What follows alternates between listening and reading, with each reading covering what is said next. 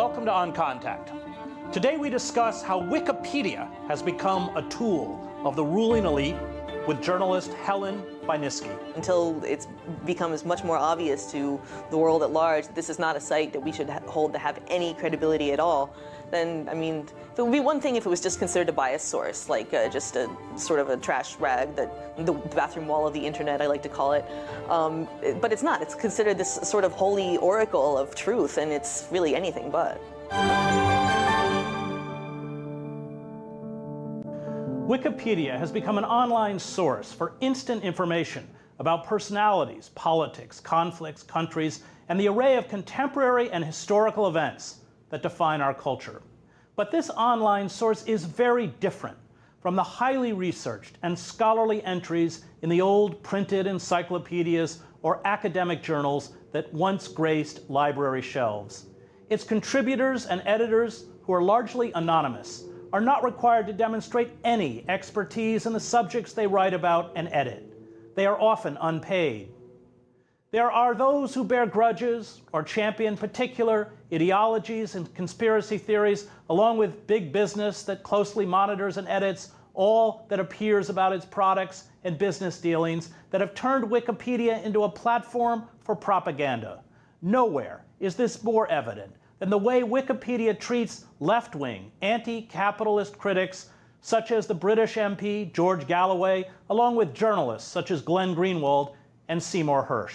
Joining me to discuss Wikipedia and how it has become a tool to propagate the reigning ideologies and biases of the ruling elites is the investigative journalist Helen Buyniski.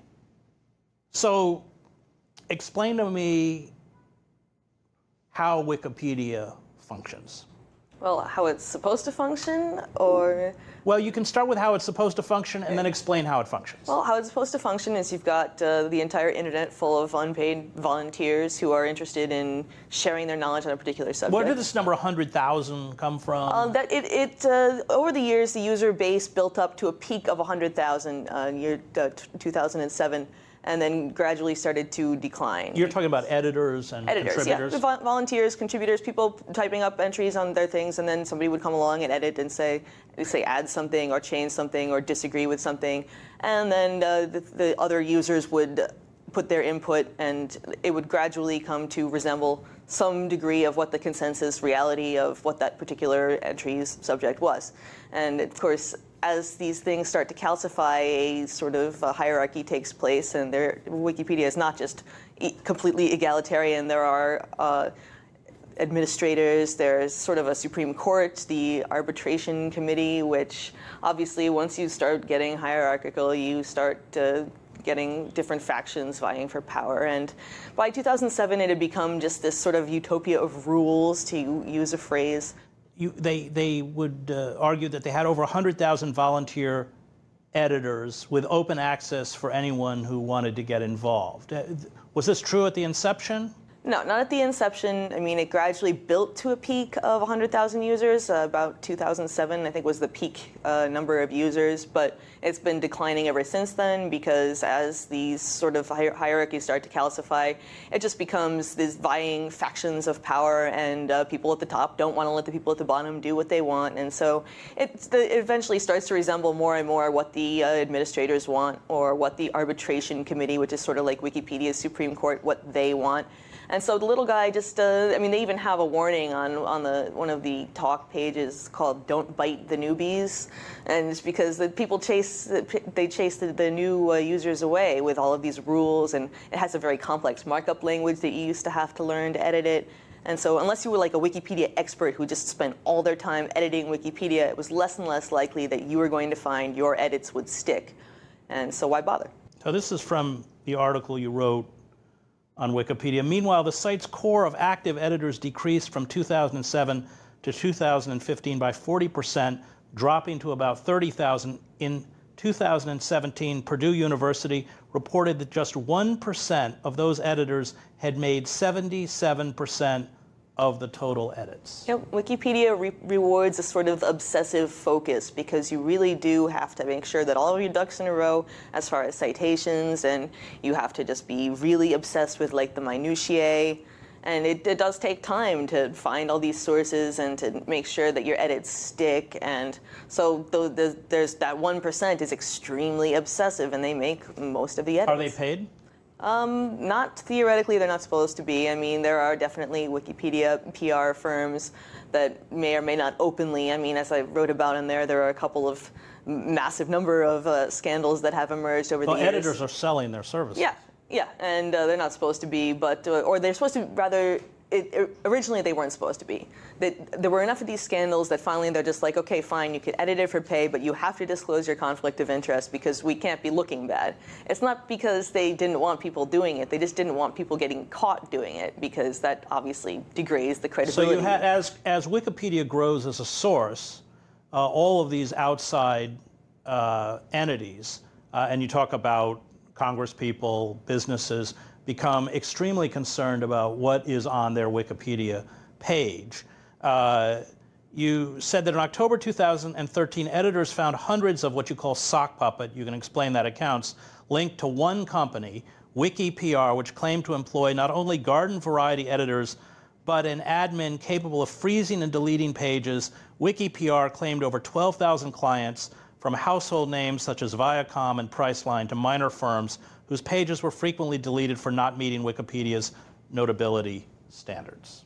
Yeah, well, sock puppets are basically fake accounts that are all run by one person but pretend to be multiple people. So in Wikipedia, if there's a disagreement, you want to have other people come in and take your side because it's, at least in that way, there is some sort of democratic element to it. But the WikiPR scandal was mostly because they were very openly advertising their services on this website, and finally it emerged that this was all being done. Well, they were advertising on their website, but they weren't advertising who they were on Wikipedia. So they would advertise their services, but then the fact that they had somehow corralled an admin into doing it, that was supposed to be a big deal because the admins are supposed to be much more trustworthy than the average Wikipedia user. They place their trust to, well, as I said, freeze and delete pages. And as these businesses are very concerned, since you Google their name and their Wikipedia entry shows up, so nobody wants to look bad.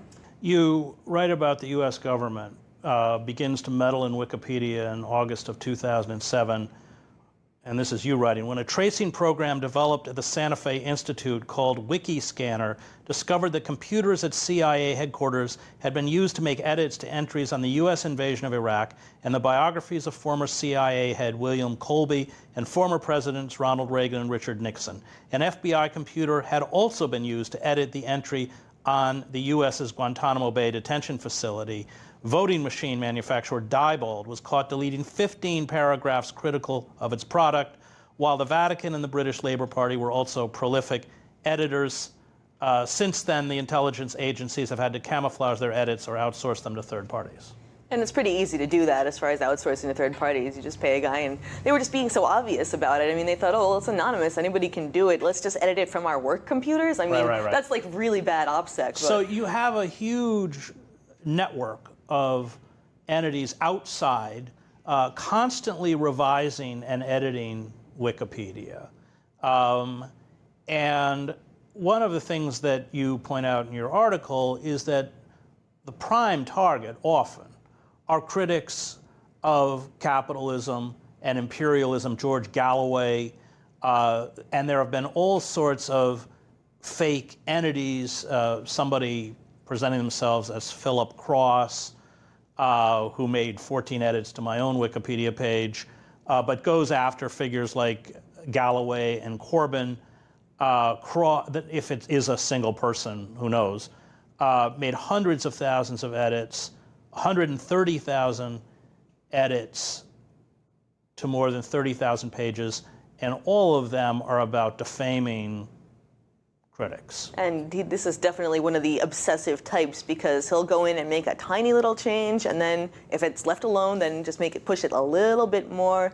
And this is either the sign of an extremely obsessive personality or a team that is working in concert. I mean, if you look at the amount of time that he spent editing, it's the equivalent of like a full-time job and then some. So I find it difficult to believe that it's a single person.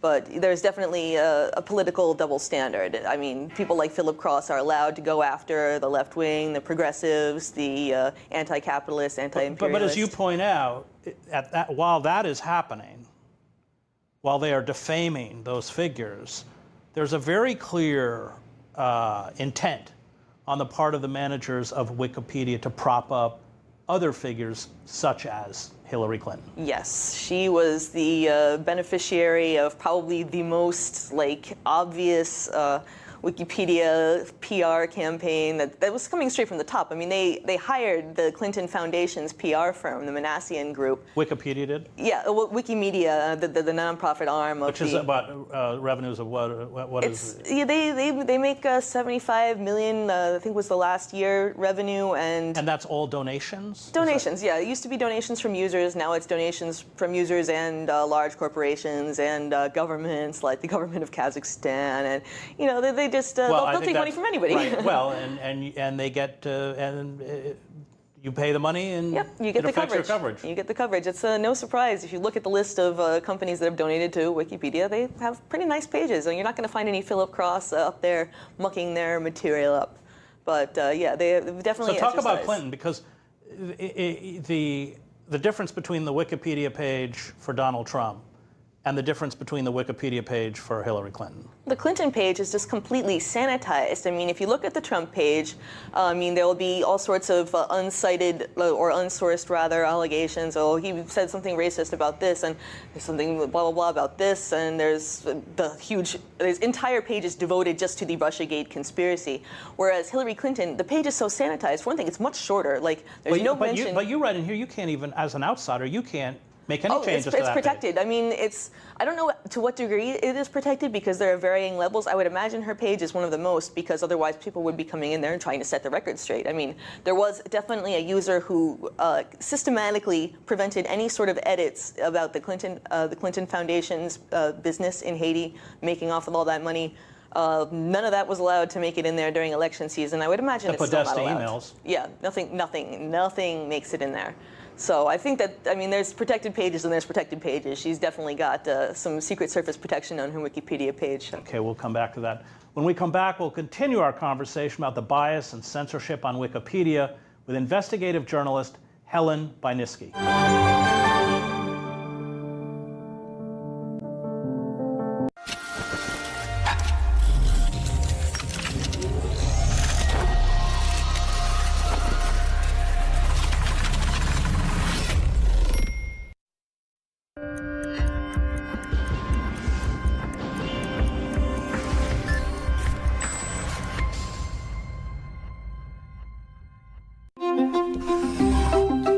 I'm Mike Papantonio, host of America's Lawyer. When white-collar criminals pile sky-high profits and sneer at the pain of those they rip off and ruin, well, that's where I come in. Question more. I'm Holland Cook. I invite you to climb with me above the mainstream media mire, and from that higher vantage to glimpse the big picture. Question more. I'm Commissioner Bart Chilton. When money slips through your fingers, who's to blame? What makes economies boom or bust? Poor regulation, corporate greed, incoherent policy, or maybe all three? Question more. I'm Larry King. Questioning, listening, learning. You know, I've always said I never learned anything when I was talking. It's important to listen. Question more. I'm Jesse Ventura. As governor of Minnesota, I was on the front lines against the political duopoly that strangles American politics. I'm still in that fight. Question more.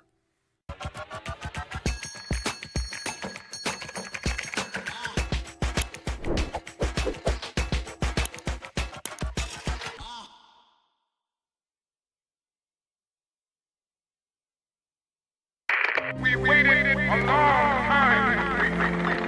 Do you have life insurance? Don't pull it out. Don't tell me he's dead. We are not about to turn around.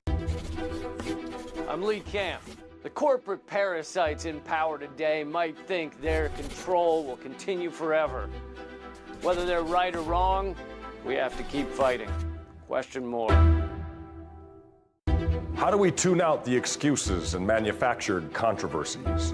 How do we amplify the voices speaking necessary truths in these strange times? To take on the brutal systems of privilege and power, eroding liberty and polluting our minds. Erasing true history, sowing complacency in the face of exploitation. Toxic bigotry, propaganda, and endless war. How? Question more. អាយុប្រហែលជាខ្ទង់5 10ឡើងហើយខ្ញុំស្រេចថាខ្ញុំចូលធ្វើអាហ្នឹងខ្ញុំលក់ឲ្យខ្មែរឬថាតម្លៃ 4-500 អីចឹង In Phnom Penh, there is a trade in young girls, sold into an underground sex industry, sometimes by the people they trust the most. តែគាត់ទៅតាមទៅពេលគាត់ធ្វើអញ្ចឹងពេលខ្លះក៏ខឹងគាត់ដែរ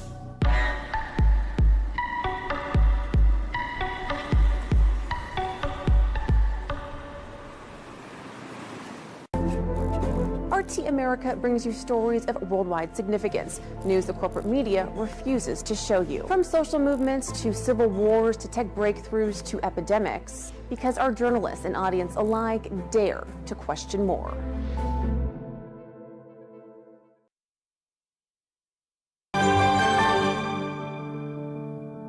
Welcome back to On Contact. We continue our conversation about Wikipedia with investigative journalist Helen Buyniski. The New York Police Department whitewashed dozens of Wikipedia entries in March 2015 when Wikiscanner technology linked hundreds of edits to computers at the NYPD. What were they doing? They were covering up all the sorts of NYPD scandals, of which there are many. They modified, including the death of Eric Garner. Yep, they removed the chokehold part. This was the Staten Island man who was choked to death. Yeah, for supposedly selling untaxed cigarettes. He wasn't even doing that, which was always left out of most accounts of the story. But yeah, that they tried to make it so other victims of NYPD murder were much more threatening than they are. Sean Bell. Yeah, they tried to remove the entry on Sean Bell, just wholesale. He's not notable. That's what it has to be notable if it's going to be in Wikipedia. I think an occasion where a guy is leaving his bachelor party and gets riddled with 50 bullets is pretty notable, but I don't know. I mean, I'm not the NYPD, obviously. And go ahead. They modified the entry on stop and frisk too to make it sound much more of a reasonable procedure than it is. And from your conclusion from looking at Wikipedia is pretty amenable to these kinds of changes. Oh yeah, I mean there's definitely a double standard. As you said, they go after the anti-capitalist and the anti-imperialist ones. The other ones they're allowed to make the changes and then until somebody catches them and then there's a big scandal. Well, look at Jeremy Corbyn. I mean, describe Jeremy Corbyn's the head of the Labour Party. His entry is his is one of the insidious ones where it's not like they're outright lying about the guy, but there's a question of undue weight which they give to different materials. And the top part is like his biography, his political achievements, and then like the bottom half is all allegations of anti-Semitism and the Labour Party, and it's just like making this guy out to be Adolf Hitler, and it's like, you guys really need to write about something else. I want to talk about Wales, the head of Wikipedia. Tell me a little bit about him.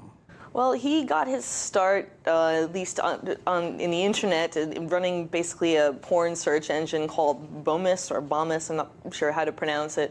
But then there was a side project of that was an encyclopedia written by experts. And then when it took too long to do that and wasn't making any money, then they came up with the idea of an outsourced everybody encyclopedia.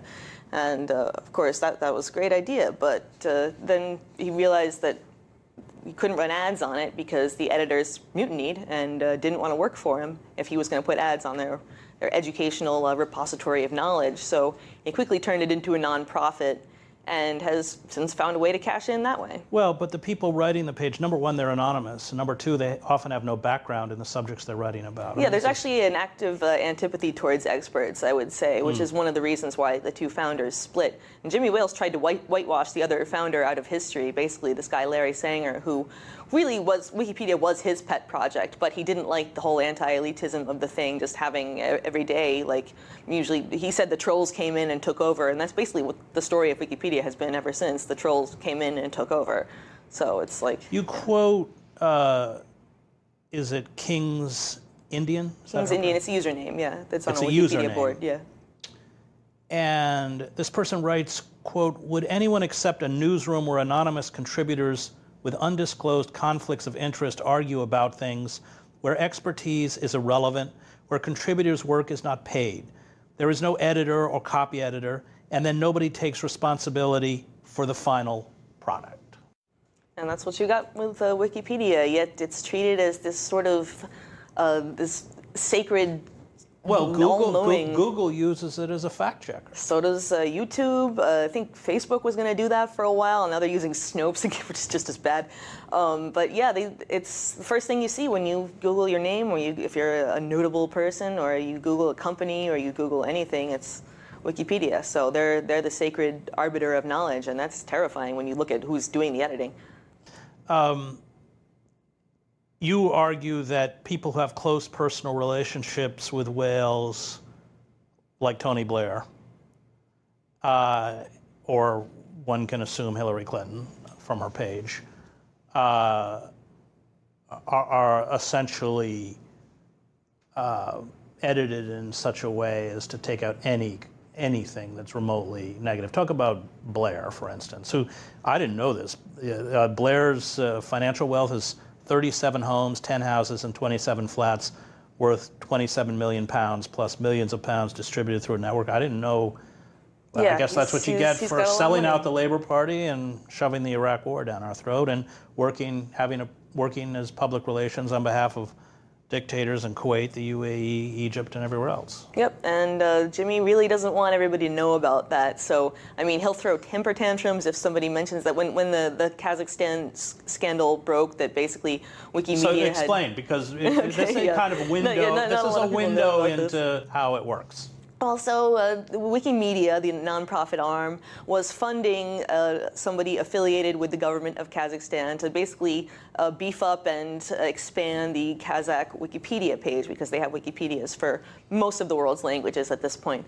And tried to make it out like this was an independent Wikipedia organization in Kazakhstan, when it's the guy used to work for the state TV station. This is the guy who runs it. The guy who runs Kazakh Wikipedia, yeah.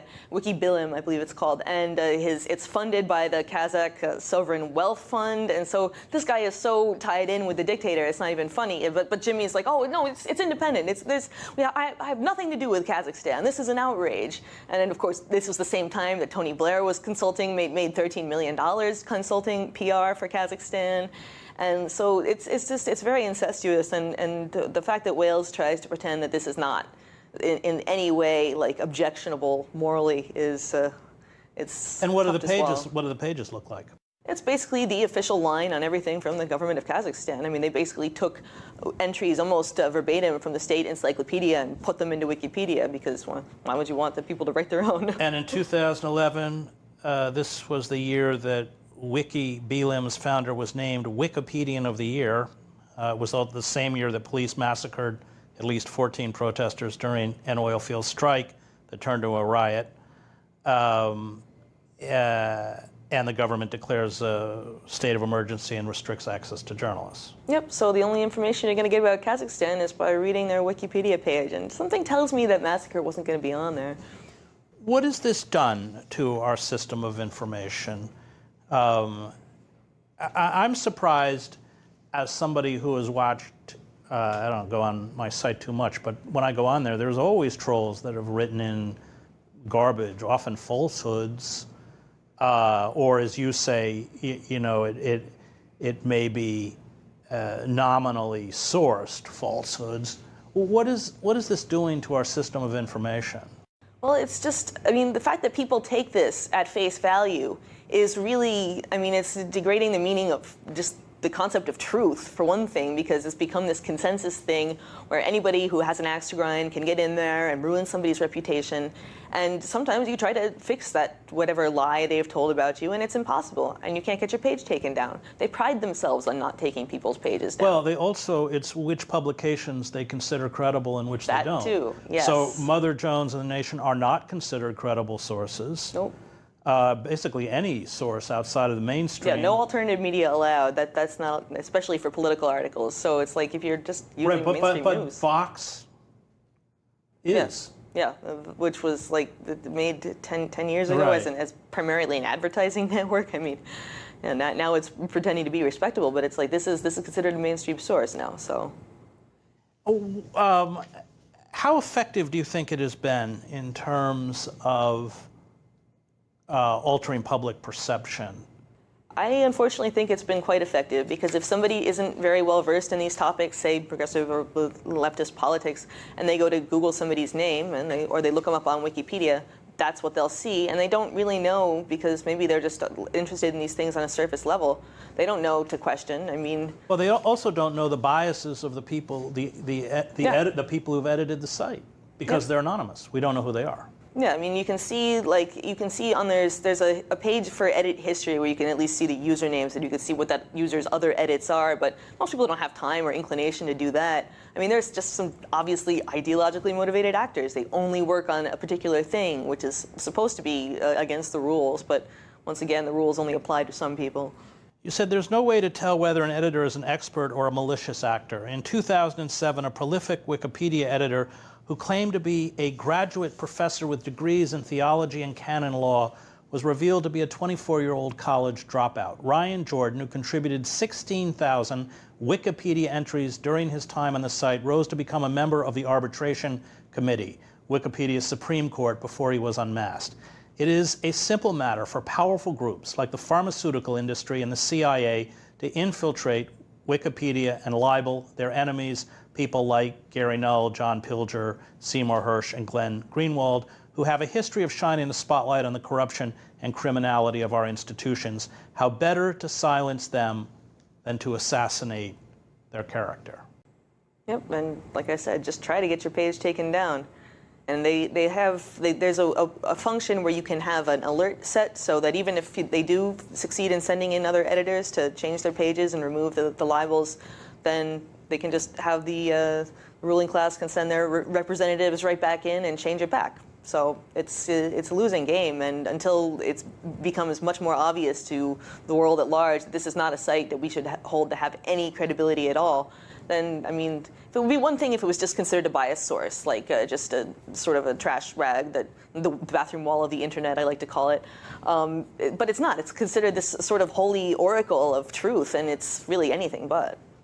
Well, as many writers will tell you, I do events where people get up and read.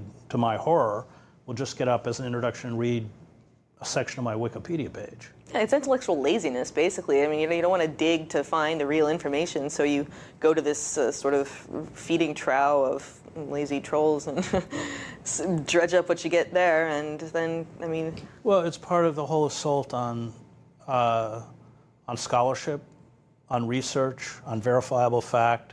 It's just one more mechanism by which public discourse is contaminated, isn't it? Very much so, and also there's the whole thing about, like, if you're not paying for this something on the internet, then you're the product. So this just creates just replicable sort of brainwashed entities. Not even brainwashed. It's not even that much work that goes into it, but just like empty. Your need for a higher level of knowledge is not there. Right. Well, this is what happens when you sever yourself from a print-based culture. Unfortunately. That's the result. Thank you. That was investigative journalist Helen Buyniski. Her work can be found on the website helenofdestroy.com.